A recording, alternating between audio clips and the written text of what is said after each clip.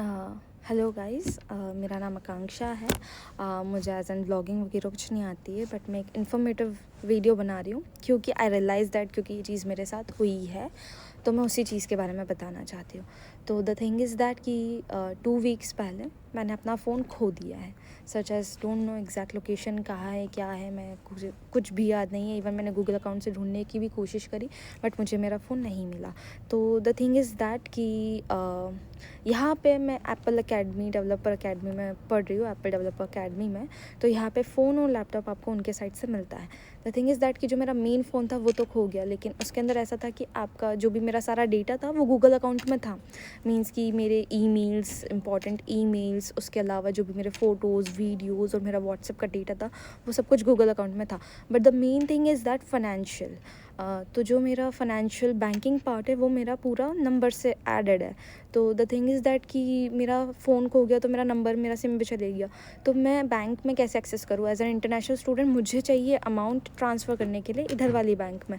तो the thing is that कि मैं फाइनेंशियल एक्सेस मेरा चले गया, तो वो बहुत मेन कंसर्न होता है यहाँ पे।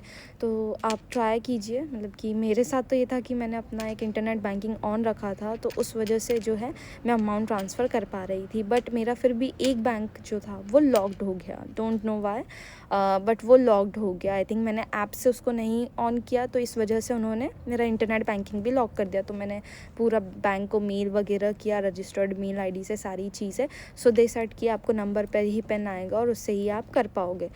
तो ये सारी चीज़ें हुई, और अभी मैंने अपना जो नंबर है वो मतलब रिप्लेसमेंट के लिए भी डाला हुआ है कि मेरा फिज़िकल सिम लॉस्ट हो गया है, तो अब मैं ई सिम करवा रही हूँ। हाँ, सो या अगर आप इंटरनेशनली ट्रैवल कर रहे हैं तो प्लीज़ अपना इंटरनेट बैंकिंग ऑन करके आइए, जो कि वेरी वेरी वेरी मस्ट है।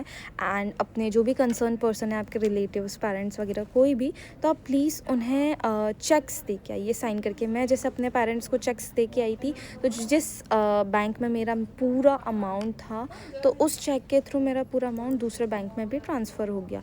तो ये मेरे लिए बहुत ईज़ी प्रोसेस रहा, क्योंकि मैं अपना जो चेक साइन करके आई थी और जो मतलब मेरा अमाउंट था वो उस ब्लॉक्ड अकाउंट में था, तो उस ब्लॉक्ड अकाउंट से दूसरे अकाउंट में आ गया, जिससे मैं अब इंटरनेट बैंकिंग के थ्रू जो अमाउंट है वो ट्रांसफ़र कर सकती हूँ, और मतलब सारी चीज़ें मेरे कंट्रोल्ड में रहेगी, मेरी बैंकिंग वाली। बट स्टिल दे नीड कि मैं अभी फ़ोन से करूँ, और जैसे ही मेरा सिम रिप्लेस होगा तो मैं अपना सारा जो बैंकिंग वगैरह है वो फ़ोन पे लेके आ जाऊँगी। तो बस सिर्फ इतना ही मुझे बताना था कि अगर आपका फ़ोन लॉस्ट हो तो एटलीस्ट ये हो कि आपके पास सारी चीज़ों का बैकअप हो। आप एटलीस्ट अपना जो भी है पासवर्ड्स, इंटरनेट बैंकिंग के भी पासवर्ड्स लिख के रखिए, क्योंकि अगर आप गलत पासवर्ड डालेंगे तो वो ब्लॉक कर देगा। ये बैंकिंग के रूल्स होते हैं कि 3 टाइम रॉन्ग पासवर्ड्स पे वो आपका पासवर्ड ब्लॉक कर देगा, मतलब लॉगिन क्रेडेंशियल्स ही ब्लॉक कर देगा। तो जस्ट ट्राई कि आप अपने क्रेडेंशियल्स भी लिख के रखें। और सिर्फ ये नॉर्मल छोटी सी इन्फॉर्मेटिव वीडियो थी कि आप बस इस चीज़ का ध्यान रखिए, अगर आपका फ़ोन खोता है तो आपका नेसेसरी स्टेप क्या होना चाहिए। Thank you so much, bye bye.